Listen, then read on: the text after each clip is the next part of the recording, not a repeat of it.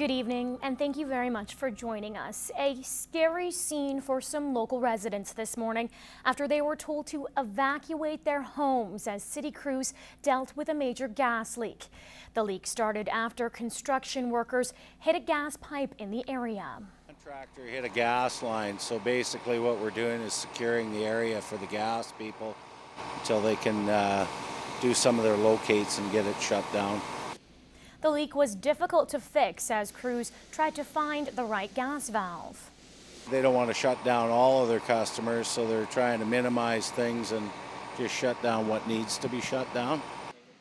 Apartments beside and downwind from the accident were all evacuated, but residents were let back into their homes before noon. The gas leak was completely sealed just after 3 o'clock. An Enbridge pipeline just outside of Elk Point has leaked hundreds of thousands of liters of oil. The Athabasca pipeline spilled 230,000 liters yesterday at a pumping station 24 kilometers southeast of Elk Point.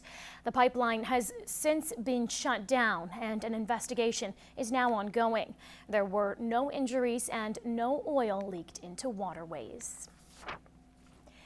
A police raid last night in North Battleford led to charges against a 37-year-old. Police seized marijuana, cocaine, and cash at a home in the 1200 block of 99th Street.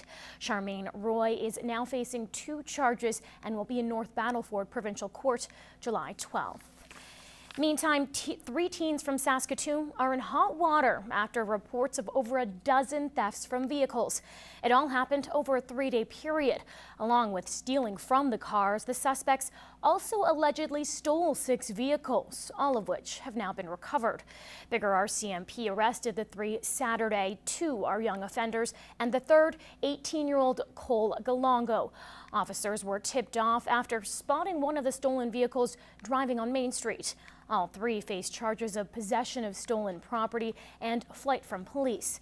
RCMP are continuing to investigate and say more charges could be laid.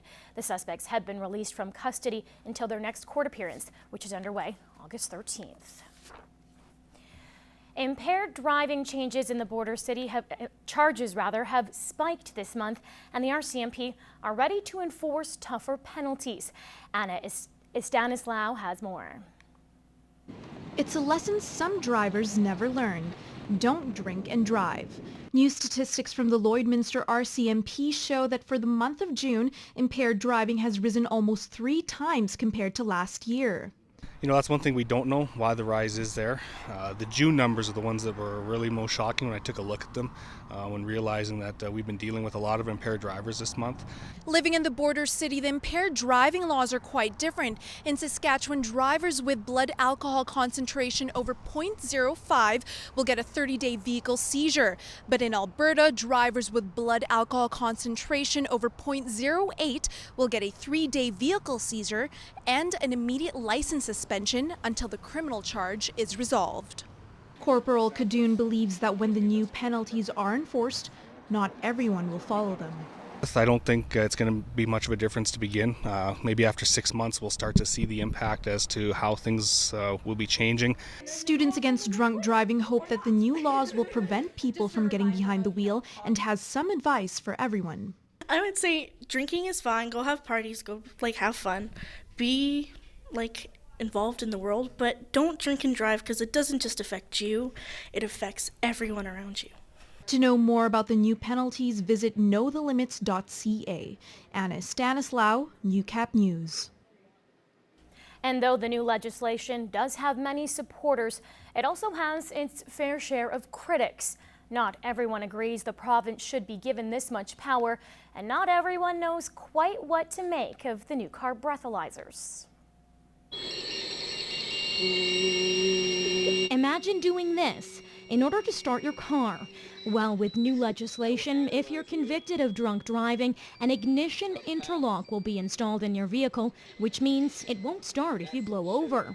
Well, if somebody gets caught for drunk driving and it's a way of seeing it doesn't happen again, keeping these people from driving drunk, I think it's a good thing. Yeah, I think it's good.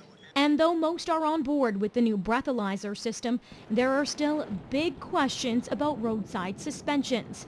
As of July 1st, Alberta will be the only province with indefinite license suspensions. Any driver who blows over .08 will have to wait until charges are resolved before they're allowed back in the driver's seat. The presumption of innocence is, in my opinion, being infringed, and a driver would be prevented from driving. And this can have very serious effects, especially if they are driving for work purposes, family, childcare responsibilities. This can have very significant impact on individuals. Some critics say it gives RCMP the right to be the investigator, prosecutor, and judge right on the roadside. Police, however, don't agree. We're just a tool in the province's in their legislation. That's what we're handling. But prosecutors say the province is walking a fine line, and chances are the law will be challenged. As for those breathalyzers, they'll cost you over $1,000 to install. Hopefully another deterrent to drunk driving. And Gerard, I just got back from Vancouver and I thought it was raining a lot there. Here, holy. You really think we're raining as much as in Vancouver? Outside this afternoon, it was coming out pretty This hard. afternoon, yeah, for the last few days, not so much. But the tornado watches and so on, that has people particularly concerned. Battleford's an area from since about 2:30. We had a crew out there, reports of about some of the funnel clouds in the east of the city and also to the south of us as well, too. So those are probably the more pressing concerns. But we've had Vancouver. Vancouver rains a lot, we know that. What's happening right now? now? Let's have a look right about now. They're raining outside, yes, Lauren.